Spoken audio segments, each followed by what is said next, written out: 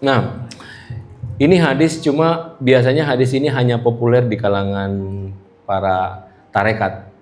Yaitu ada hadisnya begini, jika seorang hamba ingin dekat kepadaku, dia beribadah kepadaku. Jika dia beribadah kepadaku, dia akan mencintaiku. Jika dia mencintaiku, kata Tuhan, aku pun akan mencintainya. Nah, ada hadis selanjutnya begini, jika aku mencintainya, aku akan membunuhnya. Tapi membunuhnya. Cuma biasanya ini jarang kita temukan. Biasanya dipotong ini, karena mungkin mereka tidak paham. Jadi dia hanya menjelaskan ini. Jika aku mencintainya, maka ketika aku mencintainya, ketika aku ingin berbicara, aku gunakan lisannya untuk berbicara. Ketika aku ingin mendengar, aku menggunakan telinganya untuk mendengar. Kayak gitu. Untuk menjelaskan kefana. Nah, kenapa ada istilah kurbun? Kurbun itu kan kedekatannya. Kurbun ada dekat dengan nawafil, ada dekat dengan faraid. Itu.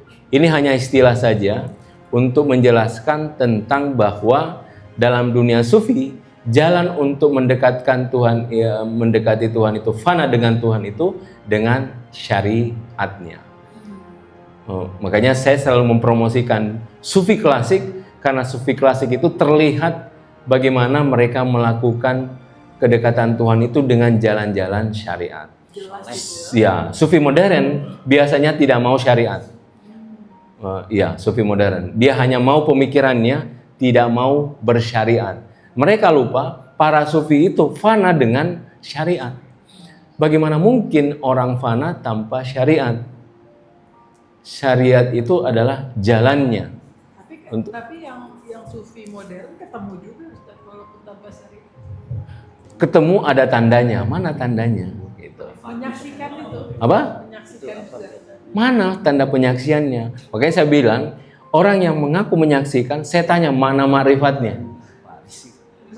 Mana ma'rifatnya itu bisa nggak dia menceritakan penyaksiannya? Beda dong. Beda. Saya mencari, semalam saya mimpi saya menyaksikan cahaya. So what? Ma'rifatnya mana? Kalau berhenti di situ, apa bedanya saya ini mimpi dengan yang lain? Tidak jalannya. Makanya orang yang mengaku-ngaku penyaksian lah, saya selalu tanya, mana ma'rifatnya? Karena itu tanda dia sudah menyaksikan. Misalkan gimana mana ma'rifatnya? Apa yang kita jelaskan ini, Ibn Arabi, itu semua hasil dari penyaksian. Penyaksian. Tanpa penyaksian tidak akan ada tulisan-tulisan Ibn Arabi. Gitu.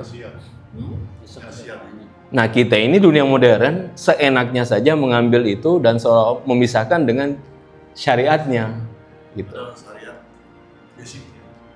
Iya, maksudnya itulah jalan memasuki batin. Karena syariat itu adalah menyucikan. Jadi seharusnya tanpa syariat tidak mungkin kita. Iya, tidak akan ada tarekat tanpa syariat. Tapi yang kebanyakan juga karena instan. Jadi lupakan syariat, kita langsung ke OTW penyaksian. Iya. Biasanya. Iya. Itu biasanya terjebak dalam halusinasi. Ya. Tadi kurbun itu apa? Kurbun nawil. Kurbun nawafil, kurbun faraid. Nah, kurbun faraid itu ingat sama bau waris. Siapa ya? Waris sama waris. Nah, jadi kalau kurbun nawafil itu ada perbedaan kata-katanya. Nanti coba hadis selanjutnya ada. Saya bawa hadisnya, enggak ada.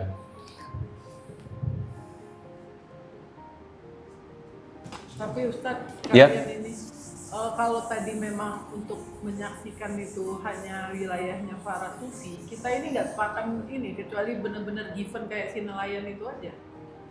Jadi maksud saya gini, kan Ustadz sering bilang bahwa banyak jalan menuju Tuhan kan? Betul, jalan menuju Tuhan. Banyak jalan menuju Tuhan. Artinya jalan apa aja bisa dong? Bisa dong, pasti. Gak harus jalan ini dong. Betul. Tapi harus melalui syariat. Betul. Cuma kalau bicara penyingkapan itu soal lain. Coba ulang Ustadz, please. Gimana? Melalui syariat. Apa? Nah, melalui syariat. melakukan syariat. Eh, Tiba-tiba. dia tiba-tiba diberikan ilham Dia dari berarti Tuhan. tidak melewati. Tidak, Nah, itu tidak. dia tidak melewati. Iya, Gitu loh. Jadi bisa aja nggak melewati, tiba-tiba given aja. bisa, sangat bisa. Diperjalankan. Iya, Siapa yang tahu bahwa dia nggak melewati? bukan. Saya intinya begini, kalau ada yang mengaku, menyaksikan, saya selalu tanya apa makrifatnya. Itu saja tandanya. Itu saja tandanya. Tapi menjalankan dan tidak menjalankan itu bisa kita kesampingkan ya. Ya. Nah, cuma yang saya maksud adalah kalau dia menyaksikan harus ada ma'rifatnya. Itu pertama. Kedua, keterhubungan itu pasti melalui jalan syariat. Yang nelayan ini dia orang yang sangat tulus. Nggak neko-neko. Nggak neko. Jujur kali ya. Jujur. Itu ada dimensi fitrah yang hidup di dalam batinnya.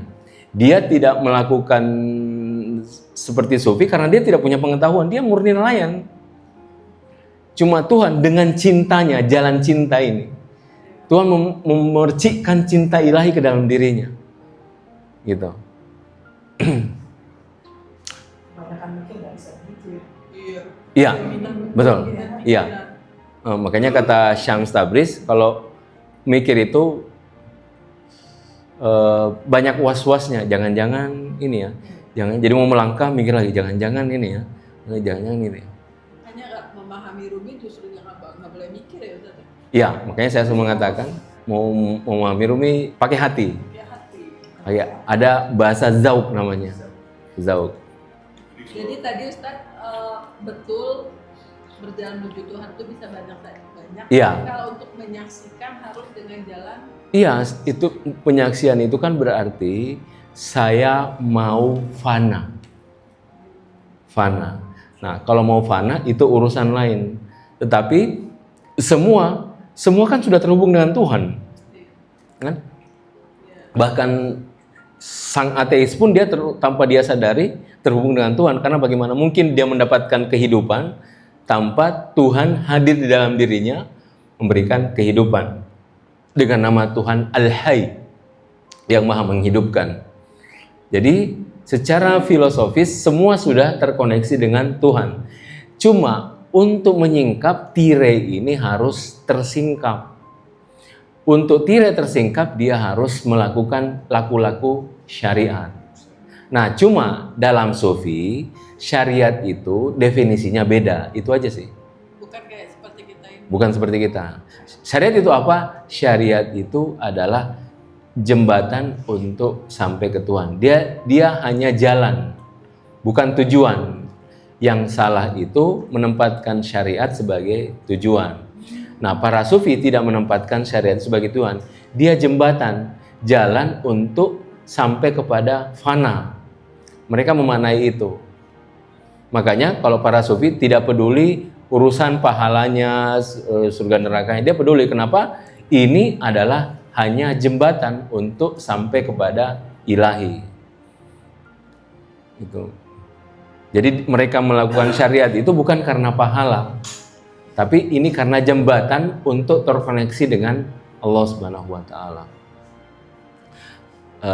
Makanya ada ayat Qur'annya kan, ada ayat Qur'annya kok lupa ya, ini kayak ngantuk ini. Jadi kalau sufi syariat itu hanya jembatan, kalau kita ini syariat itu seperti jalan, ya.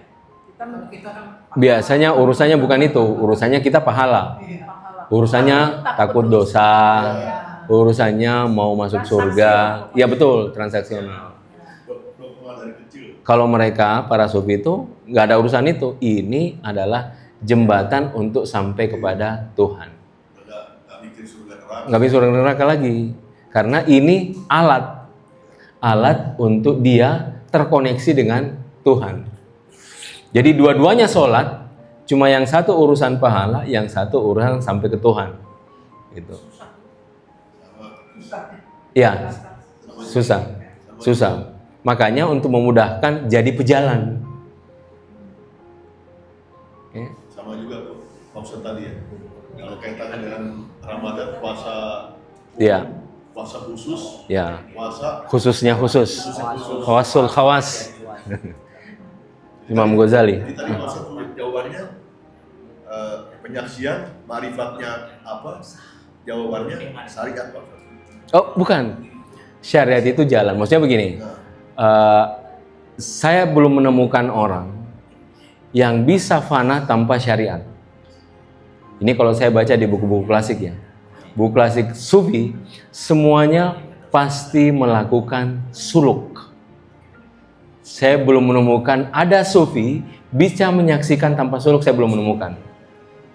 Sampai saat ini saya belum menemukan ada kitab-kitab Sufi yang dengan pengakuannya saya ini menyaksikan tanpa suluk. Belum ada. Semuanya pasti ada bab suluknya. Itulah kenapa saya selalu promosikan kembali ke Sufi klasik, karena semuanya jelas. Sufi modern ini lebih ke filsafat. Sufi modern ini suluknya hilang. Yang khusyuk kan? Khusyuk. Nah kita sama juga tadi, kita bersyariat sama yang awam Sufi, ya kan, surga neraka, padahal kita mau koneksi kan. Iya. Nah, kalau yang khusus tadi itu makanya juga ada apa ya, salah satu guru ngaji juga itu sholat 5 waktu, tapi ada sholat yang terus menerus Pak. Ya, alladzina hum sholatihim daimun. Jadi sholat bukan pada saat sholat 5 waktu yang khusus itu, tapi sholat yang terus menerus juga. Jadi makanya dalam Quran zikir itu ada 2. Uzkurullah kitaban mauqutan. Ingatlah Tuhan di waktu tertentu. Ada zuhur, ada asar, ada maghrib, ada isya, ada subuh. Itu disebut uzkurullah kitaban mauqutan. Ada yang satu lagi uzkurullah zikron kasiron. Nah, artinya Tuhan menunjuk 2 tempat. Ada yang sudah ditentukan, ada yang tidak terbatas. Nah, dua-duanya kita lakukan. Ada kitaban maupun uzkurullah kitaban mauqutan. Ingatlah Tuhan di tempat tertentu, di waktu tertentu. Itu makanya ada zuhur, asar, maghrib, isya, subuh. Ada yang daimun itu yang tidak terbatas itu. Nah, itu zikrullah, zikron kasiron. Makanya dalam Quran dua-duanya disebutkan. Ada zikron kasironnya, ada uzkurullah kitaban mauqutan. Iya, kitaban mauqutan. Itu di waktu tertentu maksudnya. Tapi Sufi itu melakukan syariatnya itu beda dengan kita. Itu kan tadi bukan di perbedaannya itu kan dia syariat itu jembatan kan Ustaz. Kalau Sufi, ya. Nah, tapi mereka itu sholatnya apanya sama nggak sih sama kita? Sama dong. Oh, sama. Maknanya yang beda. Satu maknanya hanya pahala, takut neraka. Oh ya Allah. Satu maknanya ittisal. Ustaz kalau ada sisa waktu nanti jelasin Lailatul Qadar ya. Oh ya. Khairun min alfi syahr. Iya. Penting loh buat puasa. Ya. Karena saya tuh mikir kalau ganjil-ganjil kan orang kadang mulainya beda ya. Pasti waktu kita mau waktu doa kan beda. Lailatul Qadar itu adalah menemukan kadar diri. Sehingga Lailatul Qadar itu menurut para sufi bisa terjadi di bulan Ramadan, bisa terjadi di luar Ramadan. Kapanpun manusia menemukan kadar dirinya, itulah Lailatul Qadar. Tuhan memberikan Lailatul Qadar padanya. Itulah kenapa menemukan kadar diri itu lebih baik daripada 1000 bulan. Karena kalau orang mengetahui kadar dirinya, itu jalan tol. Dia langsung, oh begini ya. Nah itu khairun min alfi syahr. Itu lebih baik daripada 1000 bulan. Karena itu menemukan kontribusi apa yang saya lakukan di dunia ini. Kadar diri itu maksudnya gimana Ustaz? Qadar, menemukan kadar diri. Takaran dirinya, Iya. batasan dirinya. Dia menemukan seperti apa hakikat dirinya. Itu pasti khairun min alfi syahr. Itu lebih baik dari 1000 bulan. Hakikat diri. Iya. Hakikat dirinya. Seperti apa? Konkret. Modelnya gitu. Kalau Bapak misalnya mendapat Lailatul Qadar, Belum pernah. belum. Misalnya contohnya gimana sih? Yang diberikan Lailatul Qadar itu adalah tingkat kejernihan, kemurnian, dan ketulusan dirinya.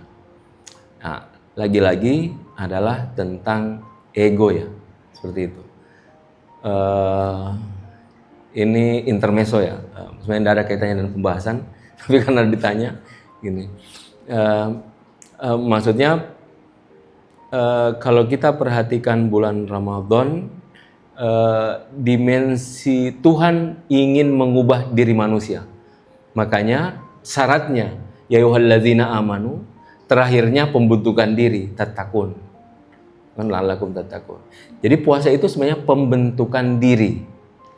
Syaratnya pertama iman, berjalan dia sampai kepada menuju dirinya yang tattaqun itu adalah kehadiran Tuhan. Ya. Jadi takwa itu apa itu takwa? Kehadiran Tuhan. Jadi sangat mudah sebenarnya untuk mengukur apa kita bertakwa atau tidak. Kalau Tuhan hadir kita bertakwa, Tuhan kita tidak bertakwa. Karena takwa itu adalah kehadiran Tuhan di dalam diri. Gitu.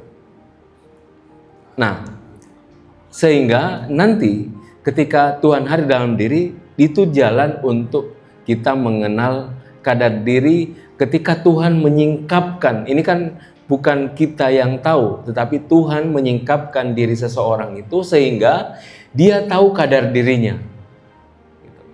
Jadi diberikan Lailatul Qadar itu maksudnya Tuhan menyingkapkan dirinya sehingga dia tahu kadar dirinya. Nah, kalau orang tahu kadar dirinya itu khairul min alfi syahr. Lebih bagus daripada 1000 bulan. Karena kalau kita tahu kadar diri, kita tahu apa yang kita lakukan dan mau apa yang akan kita kerjakan. Kita ini karena tidak tahu kadar diri masih bingung-bingung, kesana enggak ya? Tidak ya, kesini tidak ya? Karena belum tahu kadar diri. Tapi kalau tahu kadar diri, kita tahu apa yang mau kita lakukan dan akan kemana. Oke, saya kembali ke tema ya. Selanjutnya, ini asma ilahi. Kita lanjut enggak ya? Mau istirahat?